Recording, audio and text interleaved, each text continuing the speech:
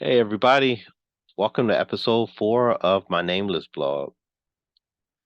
I really got to work on that name. It could be I don't know. Actually, I don't know. Like I'm going back and forth on what the name of this blog is going to be, but it's going to be something, right? Right now, it's still the Nameless Blog. But cool. Happy to announce or repeat that the tour is kicking off next week. I'll be in Massachusetts at in Chicopee at the Good Works Coffee House, and I will have copies of The Wake, The Void, and I will actually have copies for the soon to be released The Legacy on hand. So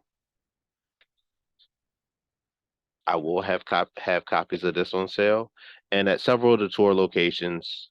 Uh, Obviously, I can't have it at the Barnes and Nobles, and I can't have it at the Books a Million spots, but I will have copies at several of the other vending spots that I'll be at up and down the East Coast. Um, so Chicopee, check me out. I'll be there, and I can't wait to see you all at the Good Works Coffee House. And April 1st, I'll be in DC at the Barnes and Nobles at Howard University. They may let me carry some copies there just because the book isn't coming out until May 1st. Pre-orders are available now at Barnes and Nobles, and I'm working now on the website, kylesberkeley.com, on doing a pre-order spot on the actual website. So that's what's going on behind the scenes now, so that way you can get pre-orders in. You can always reach out to me as well. kylesberkeley.com, Berkeley for Us on Twitter, Berkeley for Us on Instagram, Kyle Berkeley 83 on Facebook. Or you can just look me up as Dr. Kyle Berkeley on Facebook. And I'm always open to reach out and we could link up and get your pre-orders for this. But currently, until May 1st, this is going to be a tour exclusive. So if you catch me at any of my tour spots, I will have copies of this on hand while I can, because I'm only allowed to have X amount of these for publicity purposes. And the cool thing about it, boom, bold print. So even though this is the second book out on bold print, The Void being the first because we had to re-release, this is actually the first official completely released book under Bold Print Publishing, which I'm very happy about. Even though I get it, The Void is the first release. It was actually released under um Lift Bridge and then re-released under Bold Print. This is the first completely released book under Bold Print, which I'm happy about. And then there's a couple other projects that's coming out under Bold Print as well from some authors that I can't wait to announce once we get the ink dried on certain things. And what else do I want to mention? Let's see. I mentioned there's copies of the Legacy that will be on hand, which is a copy of the Legacy. Also, the Wake and the Void. Please feel free to get your copies. I'm actually in the process of creating a testimonial part on the kylesberkeley.com. And definitely want people who've purchased any of the books to leave any kind of testimonial or how they feel or anything. And we could just keep a conversation discussion going on different plot points you like. It was funny because somebody ran into me last Saturday, I want to say. No, it wasn't Saturday. My apologies. It was Thursday. Somebody ran into me and they was like, "Hey, look, I read the Legacy. I have this question about 1234. Anybody that read The Void so far understands the 1234 reference, 1234 AM reference." And they wanted to ask me about the 1234 piece towards the end. And I was like, it's up to interpretation at this point. Um, Again, The Void is the beginning of a whole piece. Um, and Legacy is it just kicks up so much in the Legacy. And you'll see there's a progression with the antagonist that I had. Well, one of the antagonists. There's one person. This kind of 2/3 different antagonists in the legacy. One person is purposely written kind of mustache twirly, kind of bad evil or whatever. More so just bad. And it's done on purpose with him. It's just to show with how he is and who he is. There's no rhyme or reason um, for him. This is just what he does. This is what he knows, all he knows, and that's who he is in a nutshell. Versus the antagonist, the other antagonist, which is called the action figure killer, which is why there's this little green army man that's not actually green on the cover of this. And it with the action figure killer or AFK, you start to see, okay, there's a progression in this that's been going on behind the scenes from the wake and in the void that we have completely just overlooked. And oh my God, how did we overlook this, right? Because now it has blown up in everybody's faces in the legacy. And I really like that those beats and how it's uh it's like a C storyline that really just throughout the course of the book really forces its way into the A storyline of the story and how it directly impacts Tiffany, her kids, and Hakeem and Jamar. And I'm really proud of that, and I'm really proud how it really makes the series change, and the series just continues to evolve, even because of the results of what happened in this. Working now on the Union, it's just like okay, this series just continues to change and evolve in a cool way, and I think I mentioned in the last cast, I'm 3, 4 chapters in, and I'm still doing some editing and changing up some pieces to the Union right now. Um, Even though like my writing process, I outline first and then I write it out. Um, the outline, I've been through nine different outlines before I got the story that I really wanted to really finish fleshing out and writing. And even now, during the writing process, it's like, okay, we're not going to really stick to this whole outline because now that these characters are alive, let's play around with it and let's really go and let's really write ourselves in some corners and really flesh out us writing out those corners. So working on the Union, happy about that. And I'm happy about the direction that the series has gone to get to where it's at in the Union. And I can't wait for you all to get this to see where that's going. Um, Sadly, I want to talk about the death of Lance Riddick, who died at age 60. Um, so Lance Riddick was the captain. I want to say he was the captain on in The Wire, and he played Agent Clappers on another show I like watching on Netflix. And he's in the John Wick series, and he's one of those actors that I love. He's probably was my favorite actor. One of the reasons why is because I had the pleasure of meeting him years ago when he was on The Wire, and he hosted a Christmas party one year where he and well, Angelo, my childhood best friend, one of my childhood best friends, um, and I went to the Christmas party there, and we also met him again because of who Angela was dating at the time was um, somebody who dealt with the cast of The Wire and actually worked for HBO. Well, the person who was dating, her mother worked for HBO and worked on the cast of The Wire. So I had the chance of meeting Lance Reddick a few times over and having real good conversations with him. And him and the actor who played McNulty, I think his name is Dominic West. Um, both of them I got the chance to meet and have some real good conversations with. And he was just very genuine, very nice, funny, very funny.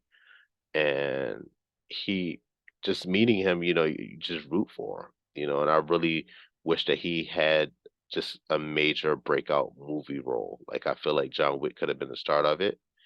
And I get that he's 60. Well, he was 60, and I really think that he has so much talent that we just didn't even tap into it yet.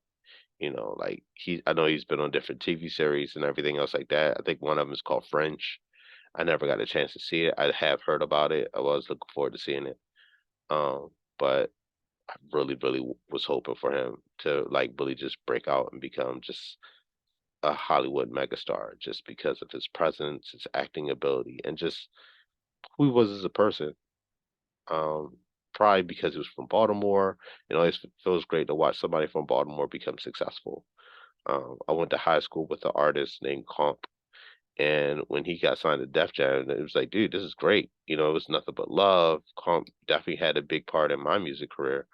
Um, when I used to do music, I had a problem rhyming on beat for a while, and he definitely helped me with my delivery and stuff like that early on, like back when I was like 16 or 17 years old. And he also helped with one of my breakout songs that I produced, which was Stack Like Me, that I produced with Comp and Paul from Arsenal Records. So it I say all that to say when there's somebody from Baltimore who makes it, like D Watkins, you can't help but celebrate and be happy for him. You think about like Drew Hill, like when they came out, like you couldn't help but support and be happy for it because Baltimore is a place that is hard to make it out of here. And you try, you try, you try, and then when you do see somebody do it and make it, you're like, yes, one of us. Um, so it definitely was a tremendous blow to see Lance Riddick, uh, or learn of Lance Riddick's passing yesterday. On another pretty hard but kind of good note, the two bills I had the opportunity to testify on last week, 871 and 872 in the Maryland Senate, they passed per se. Excuse me, my allergies are crazy. So Baltimore, we are having all of the seasons right now. Like we're having summer, winter, fall, spring, and second winter all in one day. And my allergies and my body just does not know what to do on top of the change in the time. Excuse me. So there's that. So I'm going through all kind of allergies, and I am now on my second cup of coffee. Shouts out to Morgan. So anyway, back to the voting on the Senate bills 871 and 872. They passed, but there were some changes. One of the changes was it worked out for people with LBSW, I think it is, or LMSW, and they're able to get temporary licensure um, after they upon getting their supervision hours. So that's a good thing. Sadly, one of the big issues that we kept talking about and kept pushing for, which was for the LCSWC license, because there is a 40% pass fail rate different. Like there's a differential between 40%, with whites passing at a high 90 or mid to low 90% pass rate. Black people are passing in the 50 or 40% pass rate ratio with the LCSW. Excuse me, my apologies. And with that, that creates a barrier because you need your LC to move up in this field. You can't supervise, you can't build independently. Companies can pay you, um, they could pay you just entry level pay, and you could have tons of experience. I've been in this field since 2009, 2005, 2004, if you count my experience working with the state. And it's rough, because you find a lot of people like myself who work multiple jobs and do other things such as writing to substantiate income when you could clearly be making the right amount of income. But sadly, the Maryland Board of Social Work and the ASWB, they see things as, oh, well, you're just not passing because you're not studying hard enough. Meanwhile, you're paying over $1,000, $3,000 in my case, in tons of study materials such as Filling the Gap, by Phil Luttrell, Therapist Development Center, Social Work Solutions, et cetera, and you LEAP, and you're paying for these study materials. You're obviously studying because this is your opportunity to move up in your field. I'm a husband with three beautiful little daughters, and you're doing all this because you want to provide for your home and for your family. And the brick wall that you're running into in all of this is you're not passing. And you're wondering, is it you? And what more can I do? Because I'm studying every piece of material I could study. I'm doing well on the study practice material. My white counterparts are also using the same material and they're passing the first time. Meanwhile, people that look like me are taking this test 4, 5, 6, 7, 8, 9, 10 times, which costs $260 every time you take this test. And we're not passing. We're failing it by like 1 or 2 points. I had one crazy situation that happened where I scored 111 points and they said I needed 112 points to pass. Let me break down how dumb that is. So, um, the test is 170 questions. 40 of those questions don't count. So whether you get them right, whether you get them wrong, and you don't know what 40 that they are. 40 of those questions don't count. So 40 minus 70, so that's 130, right?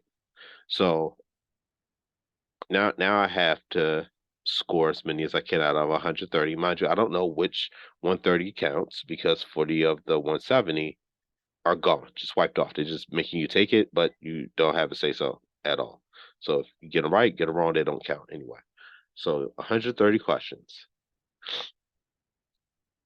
Typically, people need between 101 and 106 to pass, right? And I score 111, which should be a passing score by every sense of every way that you could think of. But they turn around and say, "Oh, you need 112." So I had a pretty interesting debate with somebody who worked with the board about this, and we actually talked about goalpost moving because I was like, myself and a real good friend of mine who does documentaries and such and has written for the Afro have went around and randomly just snowball polled people and just to see how many points did they need to pass and was it ever over 110 or 111. And out of 50 people, everybody said no, I never didn't need more than 103. So I was like, dude, there's definitely something odd going on here where you're moving the goalposts continuously. There's something odd here when 40%, well, it's a 40-point gap between black people passing in contrast to whites and Asians passing. And where you might say, oh, it wasn't meant to be like this. After 4 decades, and it's the same problems, it might not have originated to be a disparity, but it is one. And you're avoiding discussing it because you're scared of a lawsuit is the wrong answer. And it's the same thing as people who work for, oh, what's this guy, Bernie Madoff, right? They may not have known from the beginning that there was a scam going on, but when they learned that there was a scam going on, you're wrong for not discussing it and not addressing it because you're scared that you're going to lose out on money or you're going to be embarrassed publicly. Well, the data's out there. You're embarrassed publicly. So now you're doing damage control instead of getting ahead of it and saying, hey, look, this is a problem. We need to fix it. We want to get help in fixing this problem. Not, oh no, we're going to control this narrative and we're going to shut down everybody who wants to talk about it. So I'm glad for Felicia Ross and Maria who are going live on Swear Social Workers, Social Workers Against Racism. And I'm glad that they're going live tomorrow to talk about this and talk about the bills. And I can't wait to tune in. I encourage every last one of you guys to tune in.